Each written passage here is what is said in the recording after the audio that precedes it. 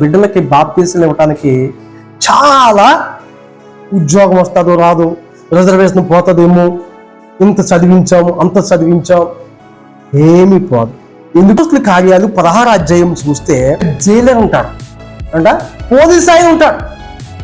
ఆ పోలీస్ ఆయన ఈ పౌల్ని శీలాన్ని పట్టుకుని ఏంటంట బొండలేసి బిగించేసి జైల్లో పెడతారు. వాళ్ళ అందులో పాటలు పాడుకుంటూ ఉంటే ఖైదీలందరూ వింటుంటే మధ్యరాత్రి వేళ ఏమైందంటే మహాభూకంపం కలిగింది. ఏంటంటే అక్కడ ఉన్న డోర్లన్నీ తెరిచిపోయి వాళ్ళకి బొండలేసినవి అన్నీ ఊడిపోయి ఆ సంఖ్యలు ఊడిపోయి అయిపోయింది. ఈలోగా వాళ్ళందరినీ గట్టిగా బంధించేశాము, అందరి రూమ్లకి తాళలేసేసాము. కాబట్టి నేను హాయిగా నిద్రపోవచ్చు అనుకుని ఆ జైలర్ చక్కగా ఏం చేస్తాడంట, నిద్రపోతున్నాడు. ప్రార్థించు కీర్తనలు పాడుచుండ్రి, ఖైదీలు వించుండ్రి. అప్పుడు అకస్మాత్తుగా మహాభూకంపము కలిగింది. ఎలాగంటే దద్దరిల్లిపోయింది. దీని అలా ఊగింది. మన ఇల్లు కూడా ఇలా మన ఊగింది. జనవరిలో ఊగితే 14 అంతస్తులు కూడా ఊగినాయి. ఒక హైదరాబాద్ ఒకటే సేఫ్టీగా ఉంది, జాగ్రత్త అన్నిటికీ వచ్చేసింది. ఇది ఒక్కటే ఉన్నారు మంచిగా ప్రాణాలు పట్టుకుని. ఇక్కడ అకస్మాత్తుగా వచ్చేస్తుంది ఒక్కటే, దీనికి వార్నింగ్ ఉంది. ఇప్పుడు అకస్మాత్తుగా వచ్చేసింది. ఆ దెబ్బకి జైలర్కి దెమ్మ తిరిగిపోయిందంటే అతని చేతిలోనే బొండలు వేశాడు, అతని చేతితోనే రూమ్ కానీ తాళలేశాడు. ఇంకెక్కడ పోతారు అనుకున్నాడో, దెబ్బలతో వాళ్ళు ఏడుతున్నారు కూర్చుంటారు అనుకున్నాడో.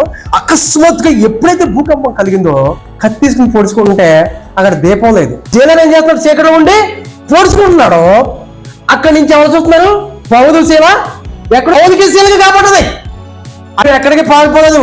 ఇక్కడ నువ్వు ఎక్కడ పడుకోబెట్టావు అక్కడే ఉన్నావు, పొడుచుకోవద్దు, నువ్వు దయచేసి ఆత్మహత్య చేసుకోవద్దు అంటే అతను అంటాడు, అయ్యలాగా రక్షణ పొందకు నేనేమి చేయలేని చెప్తే అతనికి ఏమీ ఏసై గురించి.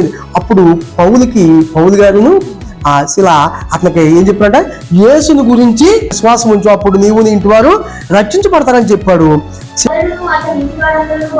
ఏంటంట, అతడును అందులో పిల్లలు లేరా? చాలా సీరియస్ వార్నింగ్ ఇది. ఇదంతా మా చుట్టాలకి ఇవ్వాలని చెప్పిన. ఇంకెవడ బాప్తిజం పొందలేదు పిల్లలు. ఒక్కడ అర్ధరాత్రి పిల్లలతో సహా ఒక అన్యుడు ఆ భూకంపాన్ని వాడికి దిమ్మ దిగిపోయింది. ఇంకా ఈ అదిరిపరంగా చచ్చిపోతే ఏమైపోతుంది? నేను ఉద్యోగం వైపు చూడలేదు. మన పిల్లలకు ఉద్యోగాల కోసం రిజర్వేషన్ పోతామని చూస్తున్నాం, ఉద్దేశం అనుకుంటున్నాడు. ఇంకా రక్షముఖ్యం అనుకున్నాడు. అందరూ కూడా తన ఇంటి వారు అందరూ ఏం చేశారు, బాప్తిజం పొందారు.